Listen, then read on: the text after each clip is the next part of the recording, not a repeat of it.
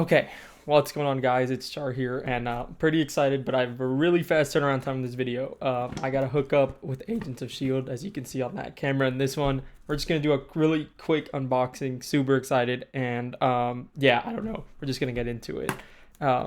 So I wasn't expecting to get it today, but you know, things happen and things work out in ways that you don't understand sometimes. So we're just going to go ahead, rip this open here.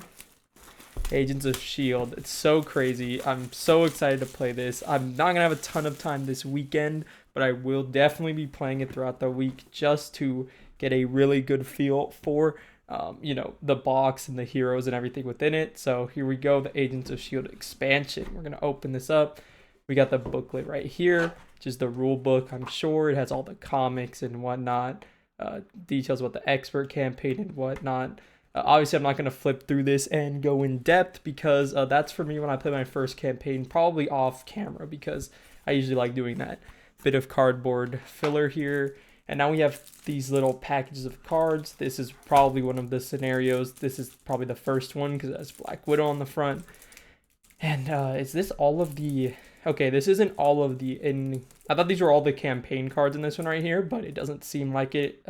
Pale Little Spider seems like this is the second one then, because maybe it goes with the Black Widow encounter set. We have MODOK on the back here. That's pretty interesting. That's what we're going to focus on today. The thing about the villains, and when I do an unboxing, I don't really read like the villain cards very closely or anything like that at all because I like going into them blind. So mostly we're going to be looking at the precons for Maria and Nick and just kind of comparing, seeing how many cards of each they have in their decks and what cards that weren't revealed are still, here. Go ahead and move that down. We do have the little Agents of S.H.I.E.L.D. sleeve right here for the campaign mode. Let's go ahead and take a look at that. It kind of comes in plastic, which is pretty interesting. It's like a little container. It kind of reminds me of like Clue. I'm pretty sure that the campaign on this is going to be fun, but again, I have no idea until I actually play it. But I really do like that they're trying something new with the campaigns. So I'm just not even gonna flip a coin. Actually, let's roll a dice here. 1, 2, 3, 4, 5, 6. Let's see which one we take a look at first. 6. We're looking at Nick Fury first. So I'm gonna kind of gloss over a lot of the cards that we already know and just really take a good look at the counts of cards in his deck. So I'm gonna open this up and just kind of look at his precon generally speaking. So we have that opened up here. So we have his Nick Fury, his hero and alter ego. We also have his assault form and stealth suit form, Maria Hill. So he has 2 copies of the concentrated fire. This is his deal 4 damage to an enemy and the attack gains range. You can either put threat on your suit or you can change the stealth suit. He has 3 copies of covert surveillance, which is his thwart event. So he has two cost attack events. 3 thwart events, and he has 2 of the spray fires, which is the one that you choose a player and you deal 3 damage to the villain and each minion engaged with that player. We have his cape, or the Fury's flying car. We have Safe House 221, EM shield, eye patch camera, Fury's watch, intelligence analysis 1 copy. I think it would have been crazy if it was at 2, and it's secret agent. So I guess the only counts that we didn't know were kind of the concentrated and covert. So he has 4 attack events, 3 thwart events, and the rest are kind of his upgrades and supports and whatnot. Pretty cool, pretty cool. Now we're looking, I didn't even know there was reprints coming in this box, so this is crazy. So we have the Agent Coulson reprint. We also have a Quake reprint. These are 2 really core cards for the Shield and kind of Justice in general. They're just really good. 3 copies of Global Logistics. This is an insanely good event, and it's super good to have another copy of it. You can exhaust a Shield card. You control to look at the top 4 cards of a player or encounter deck, discard any number of those. It's just a ton of encounter deck control. We have 3 copies of Informant. We do know this one on the minion schemes. It removes threat instead of placing it. 3 copies of Intelligence. If you guys saw my predictions for this box, you know I love this card. We're on 3 copies of Prism Dust. After a minion enters play, you can discard it to confuse it and deal 2 damage, which is pretty good. We have the Under Surveillance reprint here too. So I wonder if this box was made in kind of like with the current environment in mind. My main reasoning is that, a lot of these cards are kind of from like wave 1, wave 2, and they will be out of print, especially Under Surveillance, which I think came with Thor initially. So that's pretty interesting, but it's a good reprint. Now we're looking Nick Fury Sr. We do know about this. 1 copy of Super Spies, which is their team event. We have Gemma Simmons, Leo Fitz, a Sky Destroyer reprint, another really good one. I'm not really sure how many copies we had in the game. I'm not super versed in the Shield archetype before this, 3 copies of Practice Plan.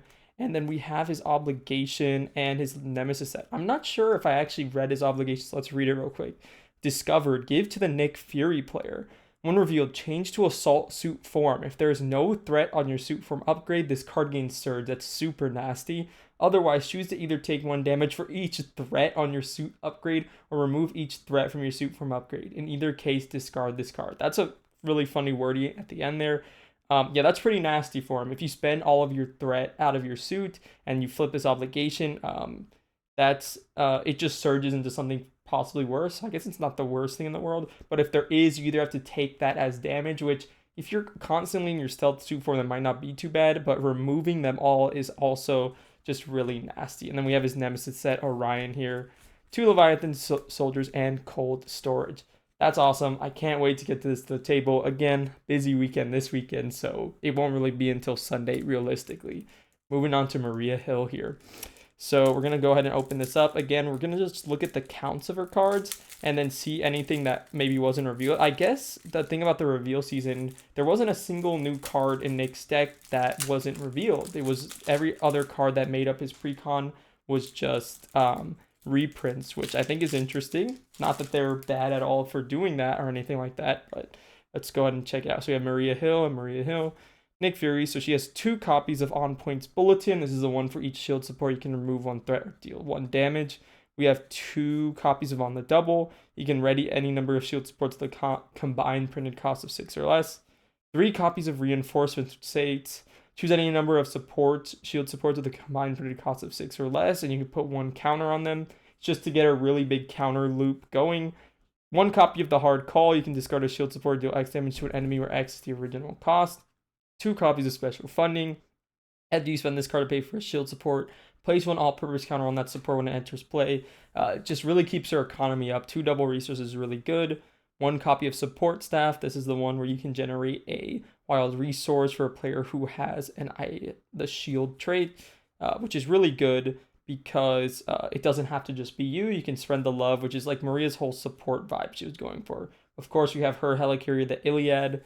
We have Life Model Decoy, and we have Shield Director. Now we're looking at her actual aspect cards. So we have Victoria Hand. After Victoria Hand enters play, is ready as shield support. I'm not sure if we saw this or if this is an older card. Again, I'm not super familiar with the archetype. I like this. It's just really good and lets you get another use out of your shield supports. Slingshot, again, if you check out my tier list video, you'll know I'm pretty excited for that one.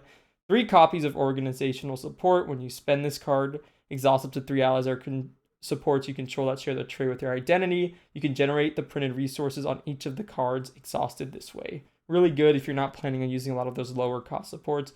We have 3 copies of Agents of S.H.I.E.L.D. I'm not sure if I would ever really realistically play 3, but it is nice that they included it.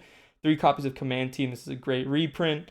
It just uses 3 command counters and you can remove a counter from it and ready an ally. 1 copy of the Cersei, the Bellerophon, the Douglas, and the Pericles. Again, these are the 4 ones that got revealed. If you want to hear my thoughts on all of those, make sure to check out the reveal card tier list. Dum Dum Dugan reprint, which is awesome. Again, not super versed with the shield support, but he is a very fun and thematic ally. Grant Ward and Melinda May, these 2 were both shown off. Again, similar thoughts on them. Grant Ward, I think, is really interesting and funny, but there's a lot of ways that you can really abuse, so you never really get that negative effect he can have. We have the team of cards Super Spies. We have Energy, Genius, and Strength here. So I guess it only comes with 1 copy because I don't think Nick had doubles, which is interesting. Yeah, that is interesting for sure. But again, I think the whole shield wave is going to have these doubles, so I don't think we need to worry about those copies by any means. We have 3 copies of Front Organization, which is the one that's kind of like, protection from caught off guard. When an encounter card, when discard a card you control, you can discard it instead. We have Press Conference. Again, I don't think the obligations were ever shown. I think it was just the Nemesis set. Oh, this might have been shown on the actual live stream, but it says, give to the Maria Hill player. Force response. After the player phase ends, remove 1 all-purpose counter from each support you control, which is super bad. But as an alter ego action, you can exhaust your identity to discard this card. And that is basically Agents of S.H.I.E.L.D. Like I said, we're not going to be opening the villains and going through the cards right now because I like reading them blind. I am super excited for this expansion. You don't even realize.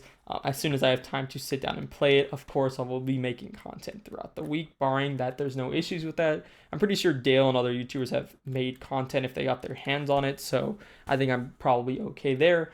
I'm super excited. Thanks you for watching. Let me know what you guys are most excited for in this expansion, if you like the reprints that were in the set, and anything else down in the comment section down below. Leave a like down below if you haven't already. I'll see you guys in the next one. Goodbye.